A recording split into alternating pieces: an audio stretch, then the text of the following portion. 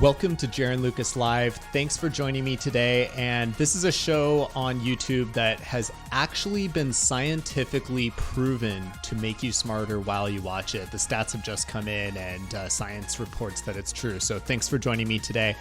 And we're going to be covering a very interesting topic, which is the styrofoam bans that are sweeping across the country.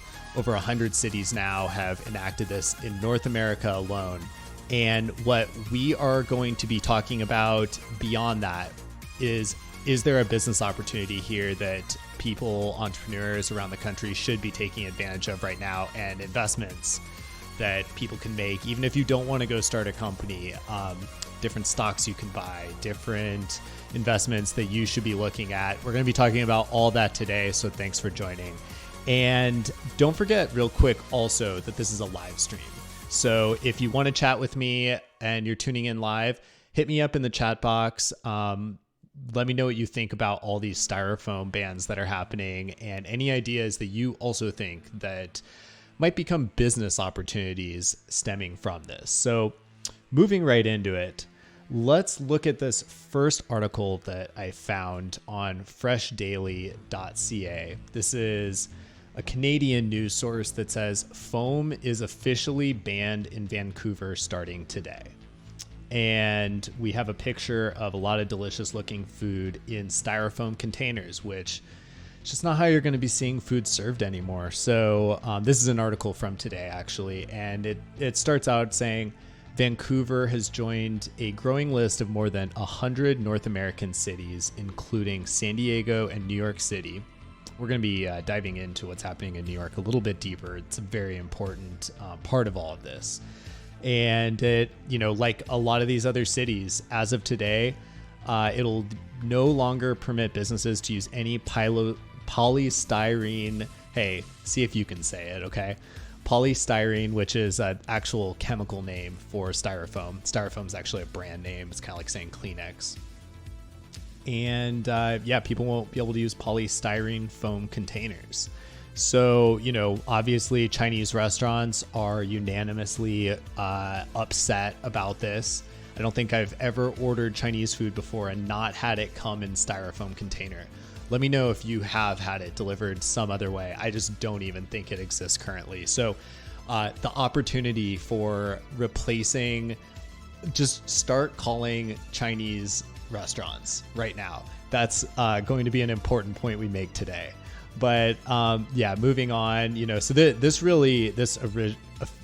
initial article about Vancouver got me started diving into just like what's happening with styrofoam, because there are two bans that are happening right now. There's foam and straws. And beyond straws, just plastic in general. And so all of these are kind of opening up the doors for people who are paying attention, like you watching this episode. And if this topic interests you and you think I should be covering more topics like this, give this video a like button. And if you're catching it, not in the live stream, but a recorded version of this, hit subscribe, click the notification bell to make sure that you're updated every day when I go live Monday through Thursday. I've moved this whole channel for 2020 into live stream just because it's more fun for me, and I want to make sure that you're here with me. Our goal is going to be 100 people watching the live stream by June 1st, so help me make that happen. Now, moving on into the important stuff here, which New York City, the ban in New York City went into effect 6 months ago. And again, we have another picture of a Chinese takeout container here, which should be a sign on who you should be targeting, who is using all this styrofoam. But, first in 2018, this article talks about how New York City originally put in a ban for plastic straws, which are 4% of global waste. And I believe account for about 1% to 2% of the CO2 that's affecting climate change. So plastic straws, you wouldn't think it, but they are, a huge part of this. And so, we've been seeing this growing movement, and what I really want to kind of demonstrate to you today and bring to your attention is the fact that this is a growing phenomenon that is going to move really fast. So, and I didn't really think about that. I don't think most people are thinking about that until I started digging into this and seeing how many cities and states are starting to ban this, and it just began. It's happening quickly. So, as going into this article about New York City, a foam ban went into effect on January 1st, but businesses had, this is past tense, until June 30th to comply. So, there's a fine in place. This is pretty much what's happening with most cities that are enacting these bans. They give a certain amount of time to comply with the new regulations, and then they kick in. There's a fine if you don't comply with them. And what was interesting about New York actually is when the restaurants saw this happen originally in something like 2012, they actually formed a legal battle against the city and won it. So originally it was overturned, but then it was returned by another judge, and now it's permanent. So New York City was kind of, New York City, San Diego have been two of the states in the US leading the way on this. Now, this article comes out today in Bloomberg. The New York governor wants to ban foam food containers and packing peanuts. So this is a potential prohibition from Andrew Cuomo, who is a Democrat, and this is one of his many list of priorities. I noticed that he also wants to ban flavored nicotine vaping products. He's really attacking anything that's like fentanyl, which I think is pretty awesome. And he wants to create a high-speed railroad. So he has a lot on his plate here. And just to be clear, I am neither supporting nor against Cuomo. I am simply stating the facts. So he's banning styrofoam statewide now. This is going to pass. And also packing peanuts. So there's an interesting alternative to packing peanuts we're actually going to look at that you can eat as well. So that could be fun for kids. Who knows what they'll make those out of. I mean, if they start making birthday cake packing peanuts, you can count me in. Now, this news today is really, really moving fast. So also announces that DC is also looking at, Washington, DC is now also looking at banning polystyrene foam, commonly known as styrofoam, and it's expected to be approved with an enforcement date of July 1st, 2020. So we have DC coming into this now.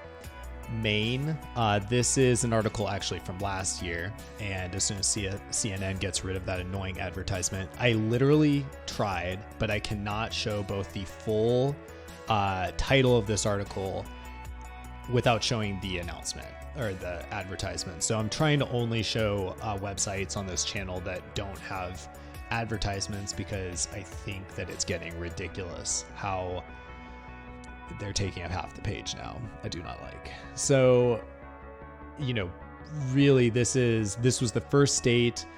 There are now 4 states that ban it.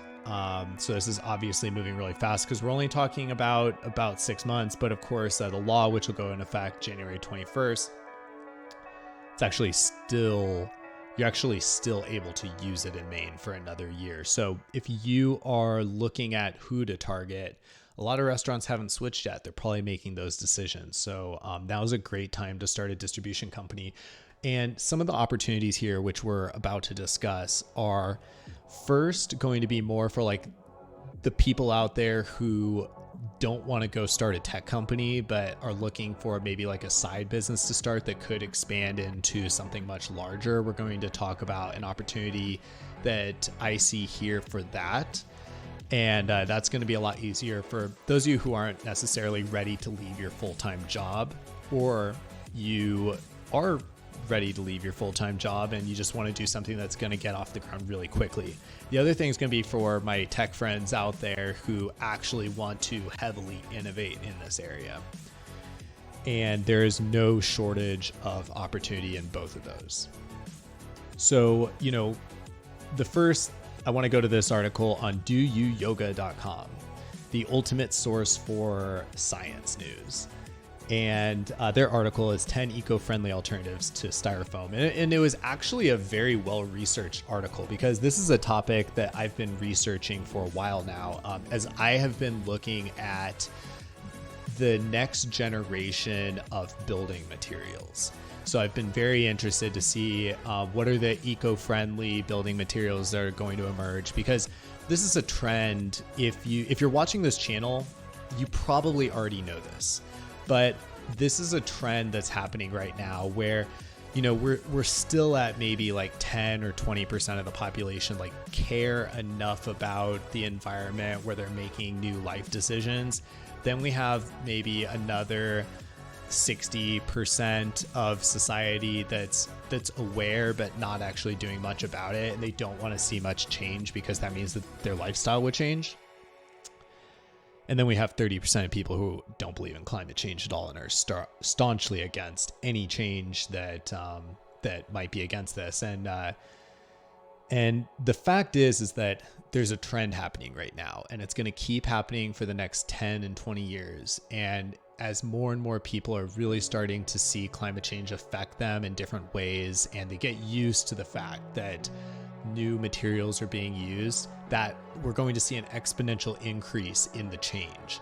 That's what we're talking about today, is what is that change going to look like, and what are the opportunities there for those of us who are paying attention. So the first, and I love that they mentioned this first, is mushroom material. And if you're not aware already, this company that is actually cited here, Ecovative Design, is one of maybe 5 companies out there working on mushroom materials, but I believe that they are the furthest ahead, both from a product standpoint and from a PR standpoint. They're getting the right kind of press to actually move their business forward. And go search them up, Ecovative Design. I'll put a link below after this video, so if you're watching the recorded version of it, there will be a link below. If you're watching the live stream, though, props. Thank you for being here on the live stream with me. I appreciate it. And give this video a like if you are catching me live. Moving to the comments real quick, we have Get Reacted Kid, who says, F styrofoam. Trying to my nicotine. No, it's not. Go to Pet Week, please. Show me dog videos. Please, my YouTube is age restricted. Please, I'm your only viewer. Acknowledge me. Get Reacted Kid, thanks for joining me live. Consider this a formal acknowledgement, and we'll do a video with dogs in it next week. So let me know if there are any topics about dogs you would like me to cover in particular. We could. I'm actually starting a pet food company right now with a couple of friends, so we can talk about that and the opportunities that I see in the pet food space, which are still numerous. Anytime you find a space that things they're like just okay, and with the pet food industry, you can look just at the fact that so many people are still feeding their dogs kibble, you always know that there's opportunity for change. And Get Reacted Kid, thank you so much for your comments. Half of them didn't make that much sense to me, but I appreciate you. So moving on to mushroom material, this company Ecovative Design, just go check them out. They are really on the forefront. And I think that if you are really trying to innovate in this area as a tech entrepreneur more than a distributor, these are the things to be looking at. And these are literally made out of mushrooms, not the magic kind. And okay, so now we have plantable packaging. This is like where you can take the packaging and actually plant it in your backyard, grow things from it. Edible packing peanuts. This is what I was getting to earlier. Someone, please go make birthday cake packing peanuts. You will be rich. You're welcome. Now we have InCycle cups, and InCycle cups they use carbon dioxide as one of the ingredients in the cups to make them lighter, use less materials. Very interesting. Microgreen is a company to check out doing that. This next product is a bamboo fiber eco bowl, and it's made out of ground up bamboo, actually. So bamboo is one of those products that seem to be kind of on the topic that people are speaking about if they're talking about what are the next major building materials that both packaging and buildings are going to be made out of. You constantly hear the word bamboo. And then we have earth-aware biodegradable packaging materials. That one's kind of boring. This one caught my attention. Earth shell is made from corn, potatoes, and limestone. So it really is like, if you are an inventor, just start mixing things together in your garage and you might come up with the next building material. That's literally how people are doing this today. Hey, what's going up? Eric Peniagua. Thanks for joining me again. What are you up to today? And let me know what you think about this topic, styrofoam replacements. Peat plastic, and this is where the article started to get a little boring for me. So we're going to move on to this next article I found, but I really do, before we actually move on, I do want you to take these seriously. Mushroom materials, that is really on the cutting edge of what people are talking about for both packaging and construction materials, as well as bamboo. So start thinking about those and pay attention to the brands. So right now we're kind of talking about what a lot of these styrofoam replacements are going to be made out of. And you're either going to fall in one or two categories. You're going to be in a category of you are a tech entrepreneur who wants to innovate, or you're a chemist who wants to innovate, or you are going to be someone who wants to start a distribution company. And no matter what, you want to be paying attention to what building materials are lowest cost, have the biggest potential on a variety of factors, really what's going to be manufactured, and start doing a couple of things. If you want to start a distribution company, highly recommend this strategy. First, start reaching out to manufacturers. Just get some insight knowledge, find out what they're recommending as replacement to styrofoam, ask about the cost, ask about the usability. Like one thing that we're going to see here is that there's certain building construction materials that are being used as styrofoam replacements that tend to make food soggy, whereas others don't do that. They kind of like help food maintain its crispness. We want that. We want crispness in our delivery food on Uber Eats. So those are just kind of general questions you want to start thinking of. Put together a question list, and after you do that, start calling. You can do Google searches. I mean, we're already discovering some of the manufacturers here today, but you want to contact larger distributors and manufacturers of some of these new products. Just ask them about what they recommend and what, kind of like the next steps to get started.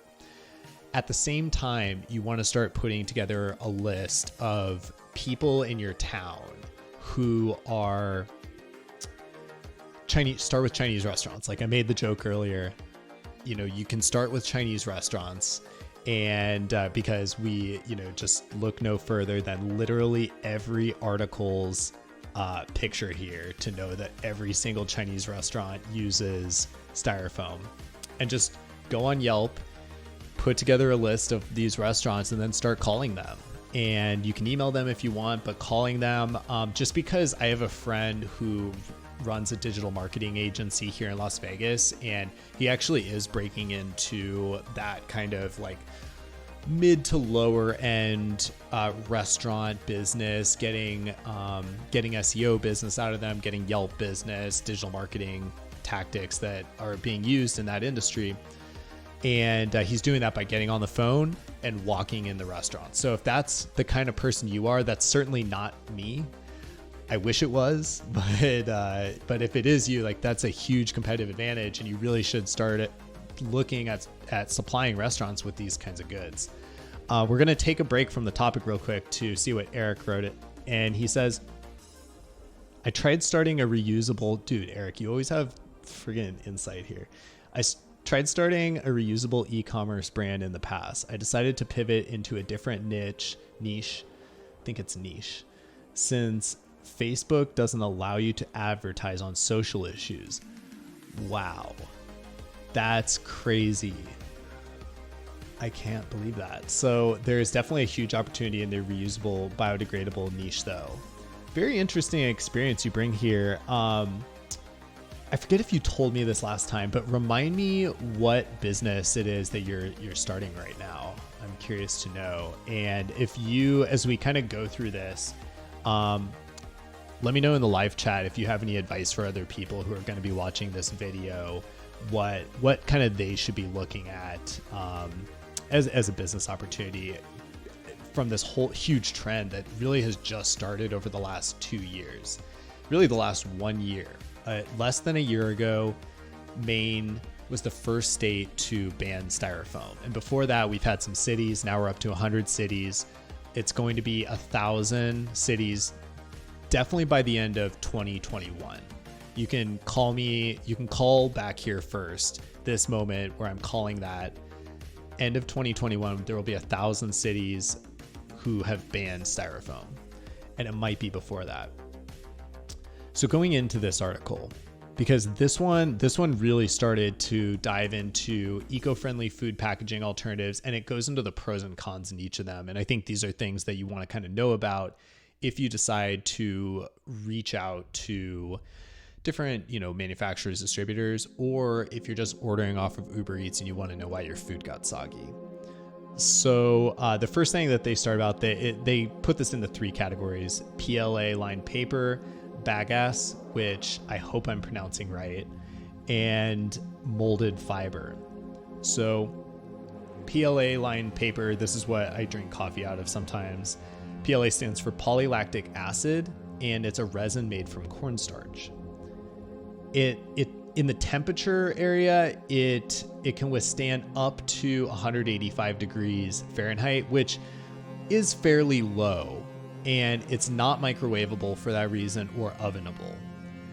But it tends to hold up really well with any food that has moisture. And this actually includes French fries. French fries are something that I've noticed that with biodegradable packaging don't hold up very well a lot of times. So as you're looking through these different products, just kind of recognize that PLA might be really good for that. They have some even... PLA, you kind of see a lot in a lot of delivery packaging for restaurants who care about this already. The other one is bagasse and molded fiber. And this one has a higher temperature tolerance. So it says here up to 250 degrees Fahrenheit. And they are grease and cut resistant. So they're both very eco-friendly. They unfortunately have bad steam control, which results in soggy foods. So that's something I know. I just recognize these immediately. And I know that anytime I've been served a salad in them, like I see, it has turned out pretty well. But I have been served French fries in packaging like this, and it's not a good form of transportation for French fries, for those of you who wanted to know. Now, this one I thought was very interesting is aluminum. You actually don't see it very often, and there's a good reason, right? So aluminum can withstand up to 400 degrees Fahrenheit. It can be frozen, used in the oven, not microwave safe. I don't know if you've, like me, ever tried to microwave aluminum before, but take it from me, sparks will fly, not in the good way. So, but one idea I want to shoot you here while we're brainstorming on the topic is think about packaging aluminum with paper. And if you can find, aluminum, the advantage here is that it has great heat tolerance. It's also very low cost. It's the least expensive of the 5 alternatives. Huge plus there. So let's imagine if we can find a way to package it outside with paper, there would be some kind of glue holding the two together. You would have something that is possibly the perfect packaging. Hell, I might even go do this. I'm definitely going to be hitting up a couple of friends after the show and talking to them about this one. But just put aluminum and paper together, and assuming that works, you're gonna have something that people can touch without getting burnt, as well as something that's going to be able to carry French fries. And if you can't tell already, I really care about, French fries are just the ultimate test to whether your food is going to get soggy. called the French fry test. I just made that up here today. The last one here is poly-coated paper. And this is another one that you see at coffee shops. Of course, we have some coffee mugs here. And it's made out of different types of paper. It handles up to 180 degrees, which is pretty good. And unfortunately, it is not compostable or recyclable. So I actually am curious why it's on this list, because if it's not compostable or recyclable, unless it's made out of recycled products, I don't even see how this is eco-friendly. So if someone knows, let me know in the comments. Here are a couple, so these are the kinds of websites that you might want to check out if you're thinking about starting a distribution company. And what I would recommend, here's a random company I found. I don't know if they're good or not, but they certainly have good SEO. Green Paper Products, and give them a call at 877-341-5464. And you can learn more about, you can see right here, they are against styrofoam. So they are good in my book, and they'll give you some alternatives here.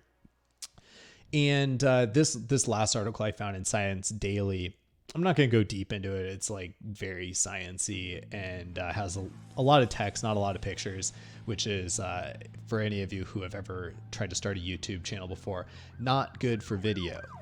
But basically the Washington at Washington State University, their team has been trying to figure out literally what I was just talking about, which is how do we make a recyclable material that also doesn't make food soggy?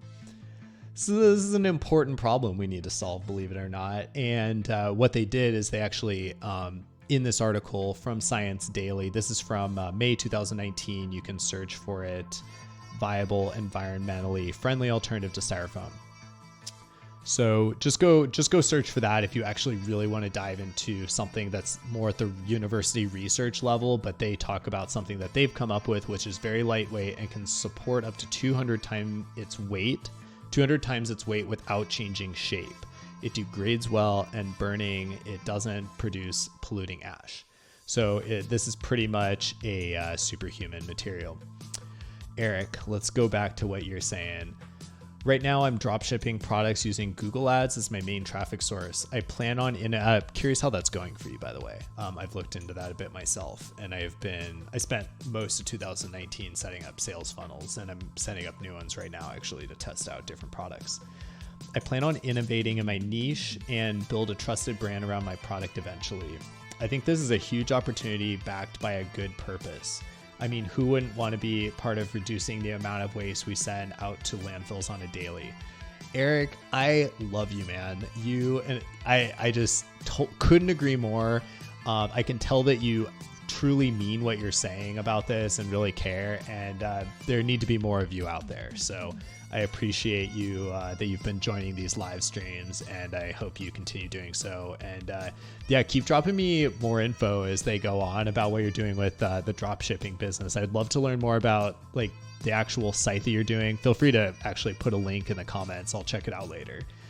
And